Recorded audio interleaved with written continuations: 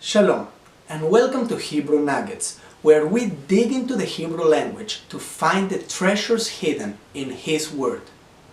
Today, we are going to be looking into the Hebrew word for truth, which is EMET. Everyone in the world wants to know the truth. Everyone claims to have the truth.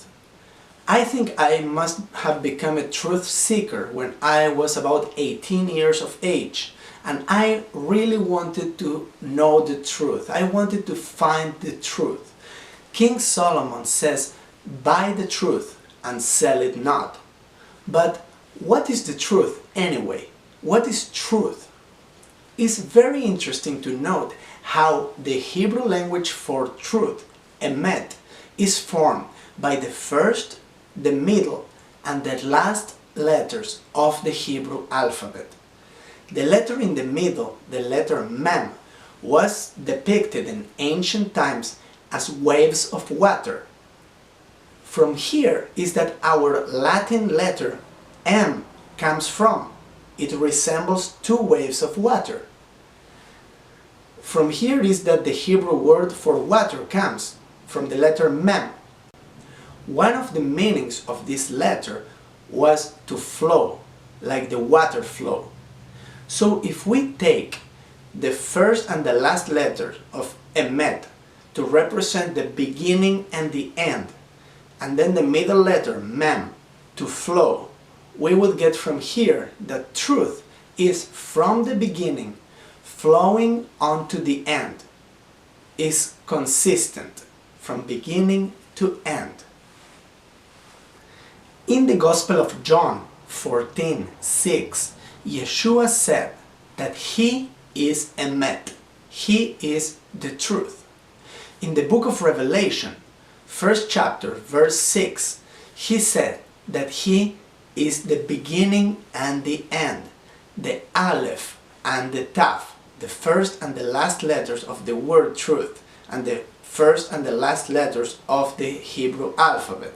Of course, in the Greek and in the English and in the Spanish, it says, "I am the Alpha and the Omega," that are the first and the last letters of the Greek alphabet.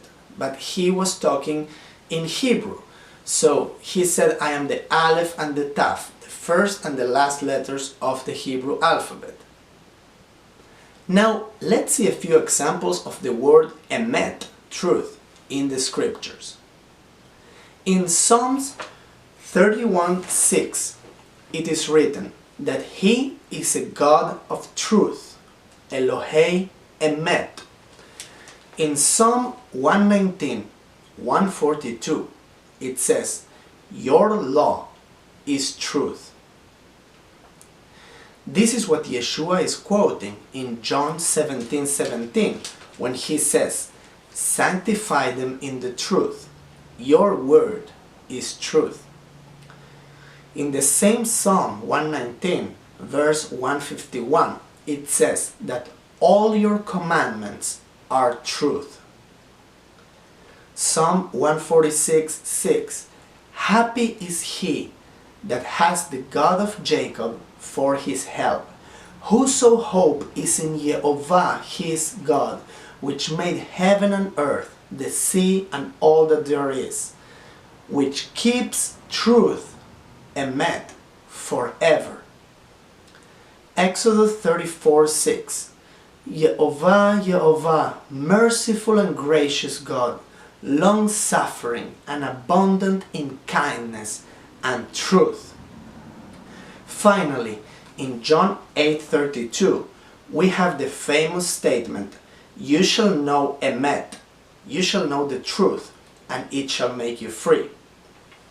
So, what we can see from these verses is the eternal nature of truth, that is consistent from the beginning to the end, and that it can make you free.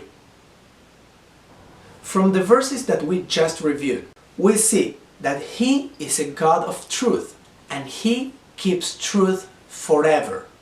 We see that His law is truth, and therefore His law stands forever, therefore can never be done away with. And we see that truth can make you free. In John chapter 8 verse 32, where this famous quote is found, "The truth shall make you free," Yeshua is arguing with some people that did not believe, and he's telling them that they have to be made free. Now these people say, how can we be made free? We are not servants, we are sons of Abraham.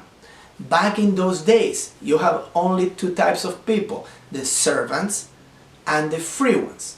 So they're saying we cannot be made free because we are not servants, we are already free. Now Yeshua says you do have to be made free because you are indeed a servant. You are a servant to sin. Therefore know the truth and it shall make you free. What he's saying is he's equating being a servant to sin with bondage. And because they are in bondage to sin, they have to be made free. And they are being free by the truth. Therefore you have by one hand truth and freedom equal, and by the other hand you have sin and bondage. Now I want to take it one step farther to equate, as we saw in the verses before, that his law is truth. Therefore you have his law, his commandments are truth and are freedom. And by the other hand, where you have bondage and sin, we go to 1 John chapter 3 verse 4, where it is very clearly stated that whoever does sin also transgresses the law, because sin is the transgression of the law. So here John is equating sin with lawlessness.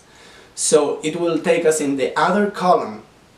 Lawlessness equals sin and equals bondage, as opposed to his law, his commandments are truth and are freedom.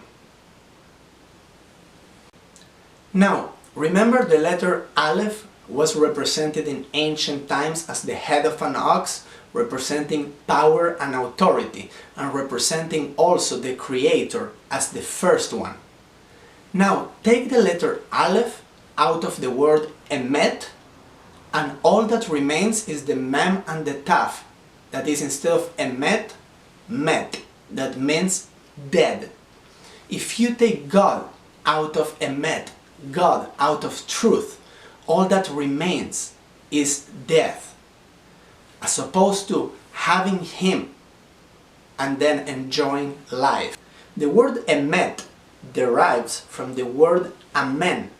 That is the word amen that you say after you pray, and it's actually not a noun but it's a verb, amen. And we find in Isaiah an example where these two words are exchanged. Do you remember in Psalm 34 when we saw that David calls him God of truth? Now, compare to verse 16 of chapter 65 of Isaiah. The term God of truth here is not emet but amen, proving that these two words are closely connected. The two words share two letters that are the Aleph and the Mem, that in Hebrew form the word Em, that means mother. There is another word related to this root that is Ama, Aleph Mem Hey, that means cubit or forearm. A mother embraces the family. The arms are made to hold things together. The arm binds or holds things together, as the mother is the person in the family that holds everything together. The letter Nun, the N in Amen, was in ancient times represented as a seed. The verb Aman where the word amen comes from, has the essential meaning of a mother holding a baby. From here, the dictionary definition of this word is to firmly support. Now, look at this verse in Numbers chapter 11, verse 12.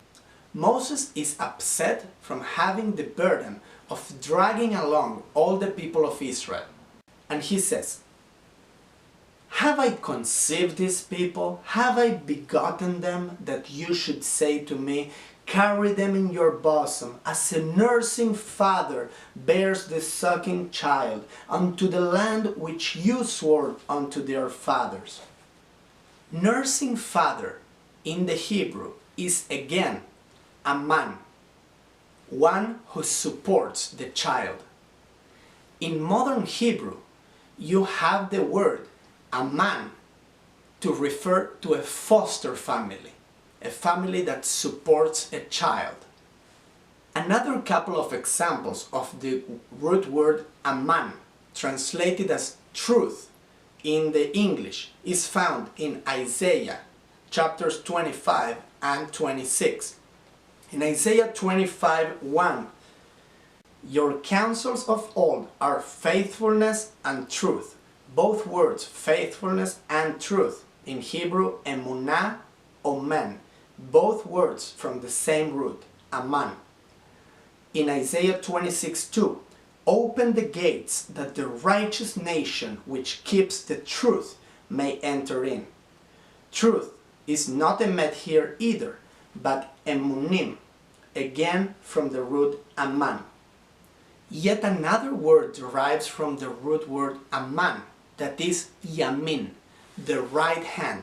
The right hand is the strong hand, the hand that supports and that gives stability to things. Buy the truth and sell it not. So, what is truth? Truth is firmness, certainty, stability. As a column holding a building. Truth is consistency, from the beginning through the end. Truth is never a subjective thing in scriptures. It is always equated with His law. If we want to live in truth, we should abide by His law. The truth is missing nowadays, says Isaiah. Buy the truth and sell it not. Shalom.